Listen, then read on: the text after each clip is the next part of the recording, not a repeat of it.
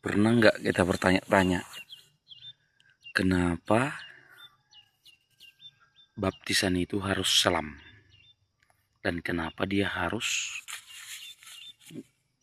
gak bayi yang udah bisa bicara, yang sudah bisa mengerti, yang sudah tahu tutur kata? Kenapa? Saudara-saudara kekasih dalam Kristus Yesus, saya menyampaikan di tempat ini bahwa baptisan itu sebagai tanda pertobatan.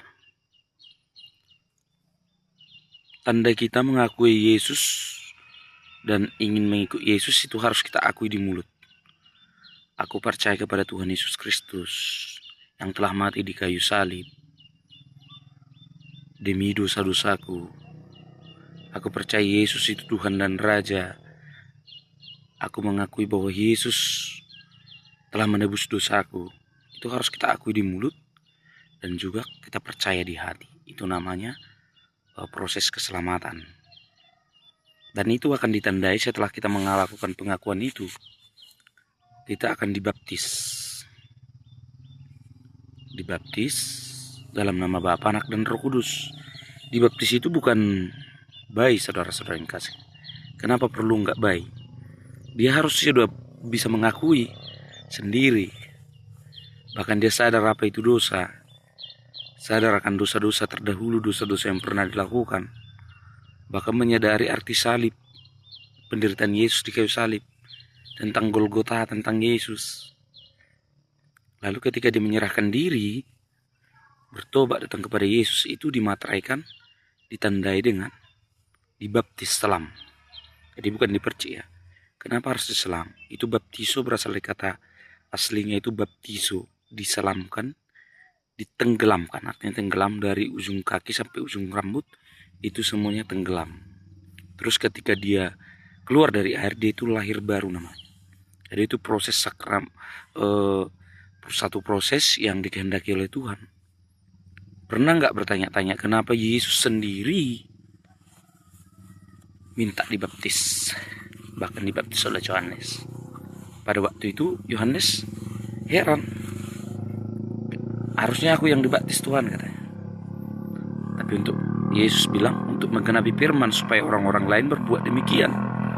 Kenapa Yesus dibaptis setelah umur 30-an tahun, setelah dewasa? Itu sebagai figur yang harus kita ikuti. Kita harus percaya dulu, udah bisa percaya dan kita mengerti jalan salib. Nah, itulah baptisan. Baptisan itu bisa di sungai, bisa di kolam renang. Yang pastinya sakramennya itu dalam nama Bapa, Anak, dan Roh Kudus dibaptis. Itu baptisan air. Setelah itu lagi ada baptisan Roh Kudus, seperti yang pada hari Pentakosta. Dan tanda-tanda orang percaya itu akan berbahasa roh, berbahasa-bahasa yang baru, bahasa-bahasa lidah. Itu akan ditandai dengan orang-orang yang sudah penuh Roh Kudus. Dan dibilang tanda-tanda orang percaya meletakkan tangan atas orang sakit sembuh. Tapi bukan untuk mencobai Tuhan, tapi nantinya kita akan dipakai Tuhan, seperti Pastor Andi Simon, seperti Pidik Mantopa, seperti hamba-hamba Tuhan, seperti jemaat-jemaat Tuhan yang dipakai Tuhan untuk melawat dan menyembuhkan banyak orang. Nah, itu tanda-tanda orang percaya, masih belum tanda kedewasaan. Jadi bermujizat itu bukan tanda kedewasaan cara rohani, enggak. Tapi itu tanda kita sudah lahir baru, sudah menjadi orang percaya. Jadi bermujizat, punya kuasa, punya karunia, itu bukan tanda kedewasaan rohani, tapi itu karunia. Karunia itu artinya sebenarnya tidak layak, tetapi dilayakkan oleh Tuhan. Jadi sebenarnya kita kalau dibilang layak, tidak ada yang layak, tapi kita dilayakkan oleh Tuhan. Tapi dengan syarat salib Kristus. Kenapa Yesus tersalib? Demi dosa-dosa kita. Kalau cara Tauratnya kita ikuti, perjanjian lama, tidak ada kita yang layak. Nah, kalau di kita imamat, banyak pantangan-pantangan yang tidak bisa kita lakukan dan kerjakan. Dan Tuhan tahu itu, tidak ada yang bisa melakukan perjanjian lama itu. Sehingga Yesus sendiri datang ke dunia sebagai Tuhan dan Juru Selamat, menjelma sebagai manusia. Sehingga dia, Roh Kudus, datang kepada Maria. Dan Yesus dikandung oleh Roh Kudus, sehingga dia ilahi, bukan hasil persetubuhan manusia. Karena dia Tuhan sendiri, dia bukan hasil persetubuhan. Nah, jadi saudara-saudara, kenapa Yesus itu Tuhan? Karena memang dialah firman. Firman Tuhan bilang dalam Kejadian 1:1, pada mulanya Allah menciptakan langit dan bumi. Nah, firman itu sudah ada sejak awal. Dialah yang awal dan yang akhir, Alfa dan Omega. Dialah Tuhan semesta alam. Sebenarnya dia ada sejak awal, tapi dia dalam bentuk penyataan kepada nabi-nabinya. Tetapi pada waktu Yesus menyatakan diri, sudah dinubuatkan di kitab Yesaya, sudah dinubuatkan di kitab Mazmur. Itu tujuannya apa? Supaya dapat menyelamatkan semua bangsa. Kalau perjanjian lamanya kita ikuti, hanya orang Israel lah yang layak di hadapan Tuhan. Hanya orang Yahudi. Selain itu bangsa-bangsa layak dilenyapkan. Tapi ketika Yesus datang, supaya orang Arab, supaya orang Yunani, supaya orang Indonesia, supaya orang Asia, orang India, orang Cina dapat diselamatkan. Yesus datang supaya kita memperoleh jalan masuk ke surga. Yesus, kita memperoleh status keyahudian melalui Yesus. Karena kita diperanakkan oleh darah Kristus. Makanya kita oleh darah anak domba Allah. Kesaksian-kesaksian Kristus yang membuat kita layak menjadi anak-anak Allah. Nah, yang mau sampaikan di sini, kenapa perlu dibaptis selam? Karena kita untuk menggenapi firman. Kita harus genapi firman. Untuk menggenapi apa yang Tuhan kehendaki. Terus setelah itu, orang berkarunia itu anugerah.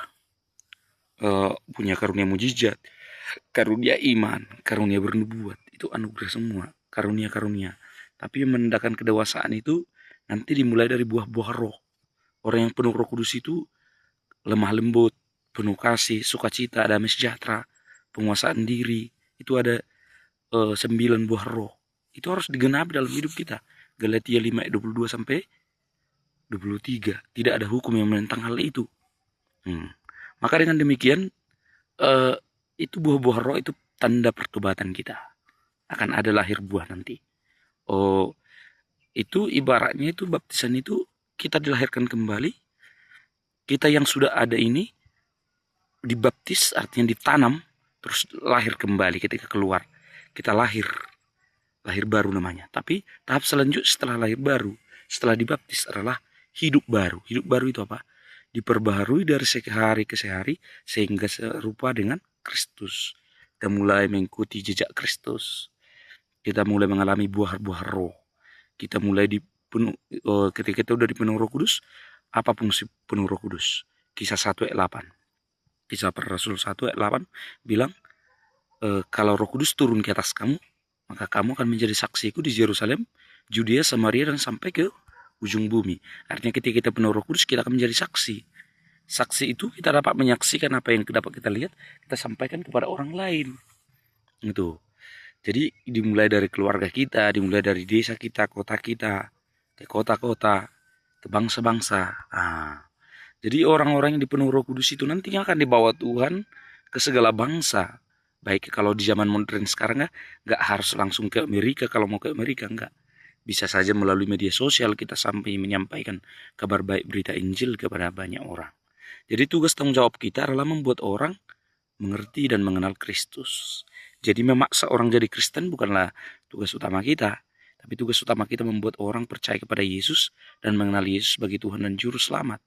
Saat mereka mengenal Yesus, maka mereka akan diselamatkan. Tapi kalau dia tidak, orang-orang tidak terima, itu tidak jadi persoalan bagi kita. Karena nantinya di surga itu darah-darah orang yang tidak mengenal Kristus itu akan dituntut kepada orang yang sudah mengenal. Ya kalau lantas sudah kita sampaikan dia nggak percaya, nggak ada lagi tuntutan sama kita. Yang pastinya kita sampaikan bahwasannya Yesus adalah jalan satu-satunya ke surga. Firman Tuhan bilang, akulah jalan kebenaran dan hidup. Tidak ada yang sampai kepada Bapa kalau tidak melalui aku. Artinya tidak ada jalan lain selain Yesus. Yesus tidak membawa agama, tidak membawa nama organisasi. Bahkan Yesus adalah jalan keselamatan bagi semua bangsa, suku, kaum, dan bahasa. Bahkan kalau kita baca di perjanjian lama, keselamatan yang diberikan Di perjanjian lama itu hanya sama orang Yahudi, hanya orang Israel. Tapi ketika Yesus datang, kita memperoleh status yang sama sebagai Israel perjanjian baru. Artinya bangsa-bangsa berkenan datang kepada Yesus. Bangsa-bangsa berkenan mendapat surga. Bahkan firman Tuhan bilang, selama Israel masih menolak, masih belum terima Yesus, kesempatan besar bagi bangsa-bangsa untuk memperoleh jalan masuk surga. Firman Tuhan bilang, sejak zamannya Yohanes, surga itu diserong. Arti diserong itu orang berlomba-lomba menuju jalan itu. Karena dipermudah Tuhan melalui Yesus. Jadi untuk selamat itu hanya ada beberapa syarat. Kisah 15 ayat 20 dan 29 bilang apa? Jauhkanlah dirimu dari makanan yang dipersembahkan kepada berhala, dari darah, daging yang mati dicekik, dari percabulan. Jika engkau dengan giat melakukan hal itu, sekian selamat. Kalau tentang makan cuma simpel. Yang tidak dalam penyembahan berhala. Yang tidak dalam percabulan. Yang tidak pakai darah. Kenapa darah? Nah, karena darah itu adalah salah satu saksi. Jadi kita tidak boleh makan darah. Bukan perjanjian lama. Perjanjian lama memang sudah dibilang juga enggak. Tapi di perjanjian baru lebih ditekankan lagi. Kisah 15 ayat 20 dan 29. Darah dan daging yang mati dicekik enggak boleh. Yang mati dicekik, mati tersiksa, ya nggak boleh. Sehingga dipermudah sebenarnya. Terus, apa untungnya kita mengenal Kristus Yesus? Kita memperoleh jalan selamat. Kerajaan Yesus itu bukan kerajaan dunia. Dia bukan untuk membangun Israel secara dunia. Tapi dia membangun kerajaan Allah di bumi. Kerajaan yang berkuasa. Yesus itu artinya juru selamat. Jika kita menerima Yesus, artinya kita menerima juru selamat. Kalau kita pergi ke bahasa aslinya itu Yeshua HaMashiach. Yeshua itu artinya juru selamat. HaMashiach itu Kristus. Kristus itu Mashiach. Artinya yang diurapi. Juru selamat yang diurapi itu arti Yesus. Yesus Kristus itu juru selamat yang diurapi. Yang dipilih oleh Allah. Firman menjadi manusia. Diam di antara kita. Yohanes 1 ayat 1 berkata, pada mulanya adalah firman, firman itu bersama-sama dengan Allah, dan firman itu adalah sendiri. Pada mulanya adalah firman, firman itu bersama-sama dengan Allah, dan firman itu adalah Allah sendiri. Dia sendiri. Yesus itu firman, Yesus itu Allah, Yesus itu Bapa. Kenapa diambil perwujudan anak? Supaya kita tahu bagaimana ketaatan kepada Bapa. Kita harus mengalami bagaimana Yesus taat sampai mati. Demikianlah kita harus taat sampai mati kepada Tuhan.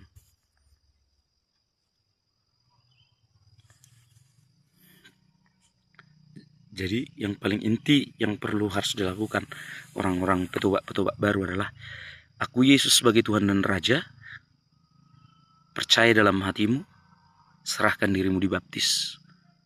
Setelah engkau dibaptis, itu sebagai tanda pertobatan. Lakukan pelajari firman Tuhan, ikuti ibadah-ibadah, alami pembaharuan, alami Roh Kudus, sehingga Roh Kudus akan membawamu. Tanda-tanda orang percaya, mereka meletakkan tangan atas orang sakit dan orang sakit akan sembuh. Mereka akan berbahasa-bahasa yang baru, bahasa-bahasa lidah, bahasa-bahasa yang berkuasa, perkataan-perkataan yang dahsyat. Itu tanda-tanda orang percaya, tetapi lebih dewasa lagi nantinya mereka akan mengalami hidup baru, diperbaharui dari sehari ke sehari sehingga menjadi segambar serupa dengan Kristus. Apa yang dilakukan Kristus, mengasihi, memperjuangkan keadilan, itu adalah tugas orang-orang yang mulai ke dalam tahap pendewasaan. Ketika kita mendengar firman Tuhan, kita membaca, merenungkan, kita melakukan dan juga memberitakan. Sekian.